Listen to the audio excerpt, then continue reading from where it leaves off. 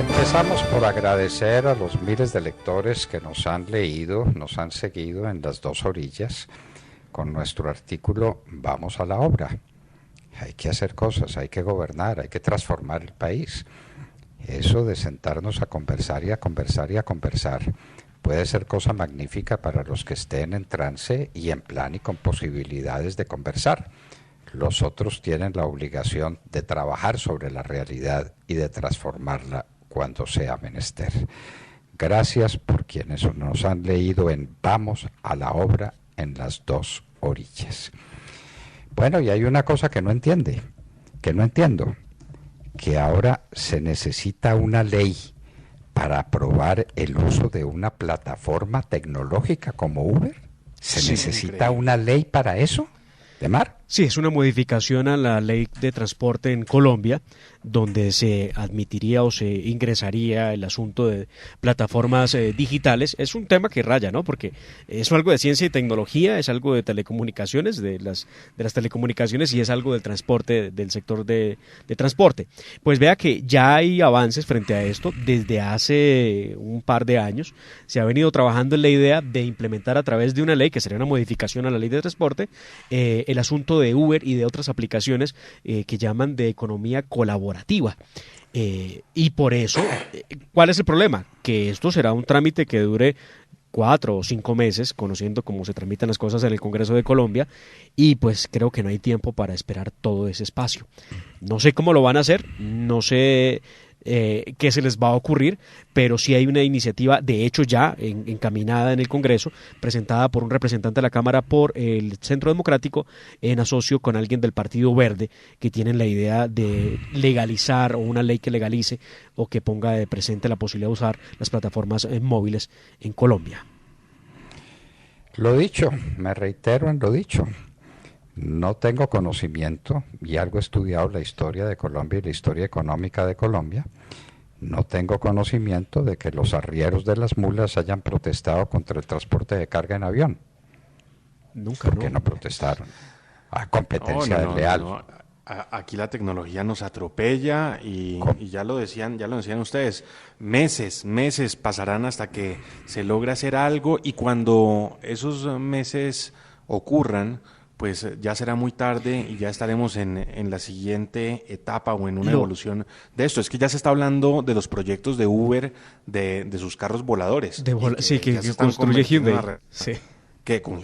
Con Hyundai. Bueno, no pero es un chiste. Y nosotros no hemos logrado implementar el transporte aquí, normal del carro que fue inventado hace ya bastantes años. Vean ustedes, lo que buscarán es equilibrar lo que llaman la balanza de las prestaciones que tiene y las obligaciones que tiene tanto Uber como taxistas. Entonces, dicen ellos, lo que se pretendería con el proyecto de ley que presentarán arrancando la legislatura en el 16 de marzo es que se pague los mismos impuestos por parte de Uber, lo mismo que lo hacen los taxistas, sobre todo en el tema de seguros extracontractuales. Eso es fundamental para ellos. Pero además, harán la modificación entonces a la ley 336 del 96 y a la ley 769 del 2002, que son las que establecen las normas de transporte público en Colombia. Eso es lo que tienen en la mira, eso es lo que pretenderán hacer.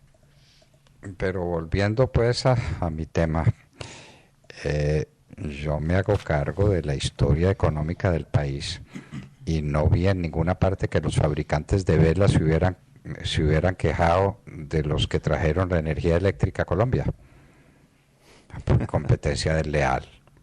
La vela alumbra.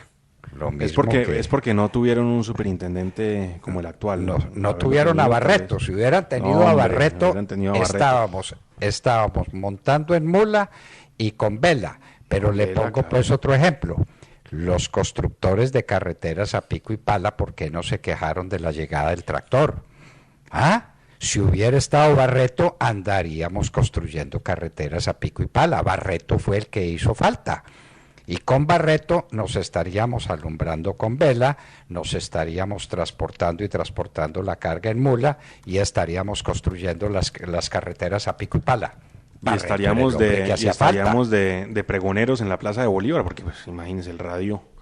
Expliquemos por qué traemos a la discusión al superintendente Barreto. Resulta que este superintendente, que es el de la Industria y Comercio, hizo lo siguiente. El 20 de diciembre, la superintendencia de Industria y Comercio, en ejercicio de sus funciones jurisdiccionales, resolvió una demanda interpuesta por una compañía que se firma como Cotec S.A. en contra de Uber y ordenó el cese de la prestación del servicio de transporte de la plataforma en Colombia. El motivo de la sanción, según el comunicado que podemos ver de la Superintendencia de Industria y Comercio, es debido a que la plataforma incurrió, abro comillas, en actos de competencia desleal por violación de normas y desviación de clientela al presentar irregularmente el servicio, al prestar irregularmente el servicio público e individual de transporte. La superintendencia después le ordena, pues obviamente a Uber, cesar los actos de competencia desleal declarados que se ejecutan haciendo uso de la aplicación. Asimismo, de manera inmediata, que se acabe con la utilización del contenido, acceso y prestación del servicio de transporte individual de pasajeros bajo las modalidades Uber, UberX y Uber Van. Esa es la resolución de la superintendencia. Andrés Barreto, cuyo nombramiento no dejamos de cuestionar en su momento, una persona que admira profundamente a personajes como Iván Cepeda, una persona que ha llamado rata a Andrés Felipe Arias, una persona que ha atacado a través de Twitter al expresidente Uribe. Bueno, ese es el superintendente y es él quien hoy le cierra la puerta a plataformas tecnológicas como esta, la de Uber. Y hablamos de plataformas tecnológicas, son varias. Sí, la primera fue Uber. Larga, sí. La primera fue Uber. Sí, hablan veremos qué pasará con, con Pickup, con Cabify, con Didi. Insisto, Barreto fue el hombre que hizo falta para proteger a los fabricantes de velas, a los transportadores de carga en mula y a los constructores de carreteras a pico y pala, para mostrar solamente unos ejemplitos. ¿Por qué no empezamos por mejorar el servicio de transporte público de taxi y luego sí hacemos exigencias, no? Bueno, yo les conté además de modelos que se logran, digamos, la coexistencia de ambos sistemas en armonía. Lo viví en Sao Paulo cuando llegué el año pasado a Brasil. A Sao Paulo llega usted al aeropuerto y encuentra una estación especial para esperar Uber y está marcada con los letreros de Uber y demás. Si usted quiere coger taxi, también están los taxis. Y bueno, usted verá qué servicio toma y en Europa también es evidente que Uber tiene su espacio muy bien ganado. Uber administra gran parte de las patinetas, por ejemplo en España, y funciona perfectamente. Nadie se queja del servicio. Les digo, el servicio es de lujo. Usted piensa en tomar un taxi o un Uber y usted no sabe cuál de los dos es más cómodo. Sí, así es. Bueno, yo en ese caso, Sao Paulo, terminé tomando un taxi porque era mucho más rápido y más cómodo tomar el taxi. Pero claro, es que aquí tenemos los zapaticos, ¿no? El problema de los zapaticos, el problema del muñeco en el taxímetro, entonces le alteran a uno el taxímetro. Oiga, es que así no se pero puede. Sergio, usted habló del superintendente Andrés Barreto, ¿y es que acaso él ha escrito algo en contra del presidente Uribe? Pero por supuesto. O en contra de Andrés Felipe Arias, porque por ahí circulan los pantallazos de lo que él alguna vez escribió. Le voy a leer uno. Yo le leo. Lo bajó de rata. Le voy a leer uno en contra del presidente Uribe. @Álvaro Uribe, presidente, ¿cuál es la demora con la declaración de renta? De pronto con eso basta. Ese es uno de los trinos del doctor Barreto. Sí, y otro fue este. ¿Qué tal la cara de monaguillo que pone la rata del Andrés Felipe Arias cuando lo entrevistan? Descarado, falso positivo judicial, dice él. Bueno, esos son los trinos que lanzaba el señor Barreto, hoy superintendente. Hoy nos tienen esta discusión de lo de Uber. Y está lanzando trinos, o sea que está compitiendo deslealmente con la radio tradicional, el señor Barreto. Entonces lo debían cerrar también. No, esto es un chiste, esto es un drama, esto es absolutamente incomprensible. Y que para arreglar ese problema sea necesario una ley de la República. Es decir, que ante todo avance tecnológico que se presente, se necesita una ley. Claro, el país de las leyes, ¿cómo no? No, pero vamos a quedar muy bien así, vamos a quedar muy bien y el desarrollo de la economía naranja y de la innovación y de la tecnología va a estar a pedir de boca. Cada avance tecnológico, una ley para darle gusto al señor Barreto, porque lo demás pero desde el gobierno dicen que esto no es economía naranja, ¿no? Además, se desmarcan y dicen que no, que no todo lo de tecnología es economía naranja. lo que no. han salido a decir. Bien. Sí, sí. Muy bien, muy bien. Pues Entonces, yo juraría que sí, y eso que leí el libro sobre economía naranja que escribió el presidente de la República. Sí, otra cosa distinta. Bueno, quiero plantearles un problema. Acaban de descubrir que quien quería atentar contra la vida de Timochenko por orden de Márquez y del Paisa fue la persona que dirigió el atentado en mi contra y que por eso era un objetivo de alto valor. Sí, Me señor. pregunto, ¿eso es verdad? ¿Quiere decir que el Estado sabía que ese desmovilizado era quien me había querido asesinar y asesinó a mis dos escoltas? Entonces, si eso lo sabía, ¿cómo es posible que hubiera pasado el tiempo y no lo hubieran sancionado, pero además que le hubieran regalado 18 millones de pesos para proyectos productivos? Lo premiaron. Sí, Al señor. asesino de mis escoltas y al que atentó en mi contra, lo premiaron en el Estado colombiano. Pues Y ahora sí descubren que era hombre del Paisa y de Márquez y por eso lo dieron de baja. Pues vea, la noticia sale de los en medios de comunicación a través de información que dicen es de inteligencia, que logró identificar que Carlos Andrés Ricaurte, alias Guambi, era experto en explosivos con 17 años dentro de la columna Teófilo Forero de las FARC, que con las negociaciones de paz hizo parte del grupo que se desmovilizó y estuvo durante varios meses en el espacio territorial de Miravalle, en el Caquetá, donde estaba obviamente alias Iván Márquez y alias El Paisa como jefes de ese espacio territorial. Y sí, señor, recibió 18 millones de pesos en ayuda por parte del gobierno por su intención de regresar a la vida civil y contribuir a la paz. Muy bien. Y después recibió un par de balazos por tratar de matar a Timochenko. El Estado sabía todo eso, tenía todo ese historial, no lo había detenido, no pasaba nada con este Guambi, que asesinó a mis dos escoltas y no me mató porque intervino San Miguel Arcángel y no lo permitió, y la mano poderosa de Dios. Bueno, estoy asombrado con que haya ponencia en la Corte Constitucional a favor del aborto. Sí, ¿Eso será pues, posible? en eso está el debate en este momento. Esto a propósito de una demanda que hace tránsito allí, una demanda que buscaba precisamente todo lo contrario, y es que se prohíba de manera definitiva el aborto, que se reconozca que la vida empieza desde el momento de la concepción, una demanda presentada por la abogada Natalia Bernal, pero ahora estos magistrados parece que le están dando la vuelta al tema y se viene un fuerte debate en la Corte Constitucional con una ponencia de Alejandro Linares que lo que va a buscar es despenalizar por completo el aborto durante las 12 primeras semanas de gestación. Con el argumento de que es la mujer la que tiene que decidir la situación que está padeciendo, el embarazo. Pero es el mundo al revés, ¿no? Porque la Sí. demanda lo que buscaba era precisamente pues todo lo contrario, que se reconociera que la vida empieza desde el momento de la concepción y se protegiera esa vida. Pero Bueno, estos tipos ¿y por qué hasta las 12 dan la y vuelta a por qué eso. hasta las 12 semanas y por qué no hasta las 16 o las 20? Habría las que 30? preguntarle al científico magistrado Linares, porque debe A tener una Linares. explicación científica el señor Linares. Entonces, la mujer tiene el derecho de matar a su hijito hasta las 12 semanas. Ya cuando está más grandecito, ya pierde el derecho. ¿En qué momento pierde el derecho, señor Linares? Claro, 12 semanas y un día y ya pierde el derecho. Entonces, ya perdió el derecho a matarlo.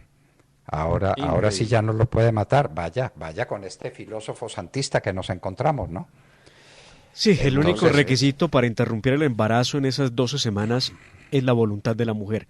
Allí el derecho fundamental que tiene el nacituro de ser protegido por la sociedad, por el Estado y por la madre gestante desaparece por completo.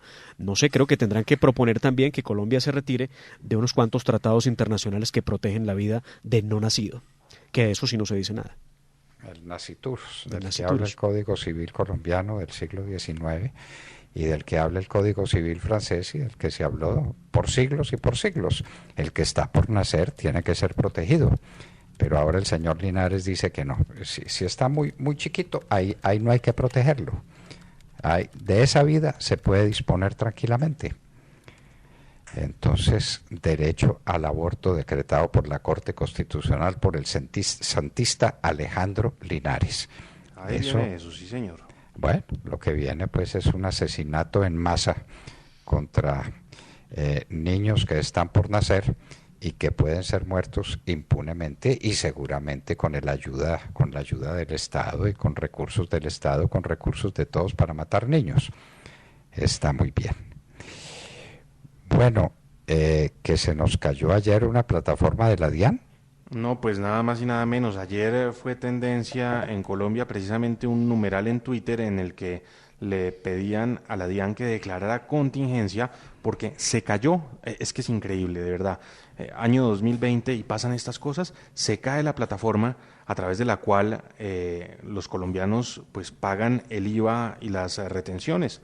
Completamente caída. Veíamos trinos a las 10, a las 11 de la noche de la gente desesperada, ya sobre el límite de la medianoche, tratando de dejar declarados los IVAs, las retenciones, y bueno, y después la gente se pregunta por qué es tan difícil hacer empresa en nuestro país. Es que bueno, y no lo Ni presenta para y verá lo pagar que le pasa, funciona. ¿no? Ni para pagar funciona. Sí, increíble. Pero no lo presenta y verá lo que le pasa. Le cae. Bueno, eso sí, que se le caiga a usted la red, ese sí no es disculpa para nada, pero a la DIAN se le cae la red. Ay, Dios mío. Bueno, Dios mío. ¿y ustedes cómo han logrado Sí. analizar la declaración de la ministra Nancy Patricia Gutiérrez cuando dice que proteger a Rodrigo Londoño Echeverría, alias Timochenko, del partido FARC, hace parte de una especie de significado especial, que es un hecho simbólico? Pues no lo entiendo. No lo entiendo porque el Estado tiene la obligación de proteger la vida de cualquier ciudadano, por criminal y por bandido que sea. No es un hecho simbólico. Independientemente de No eso. es un deber, no es un Es hecho un deber. simbólico, es un deber. Bueno, entonces es un hecho simbólico y protegiendo a Timochenko dieron de baja al que al que trató de matarme y mató efectivamente a mis dos escoltas, personas que llevo en el corazón y llevaré en el corazón para toda mi vida, y a quienes desde luego no han indemnizado con dinero de nadie, ni la JEP se ha ocupado de ellos, ni ese asunto existe, sino que ocasionalmente y en otras acciones tienen que aparecer hechos como estos.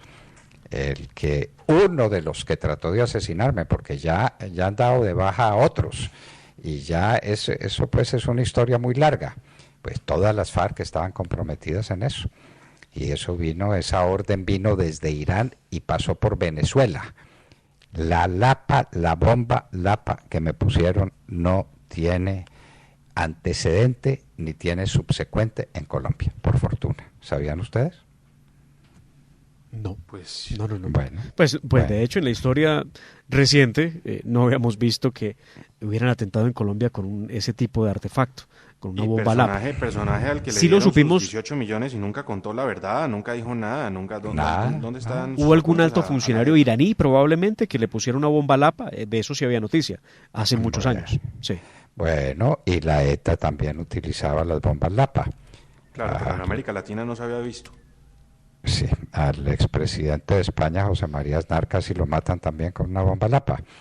Pero aquí en Colombia, en América solo estalló esta, y el Estado sabía quién la había puesto y cómo la había puesto, pero no le interesó, sino que se interesó en el personaje para regalarle 18 millones de pesos. Bueno, muy bien. Para confirmarlo, el 11 de enero del 2012, un coche de un científico iraní fue asesinado en Teherán por una bomba Lapa.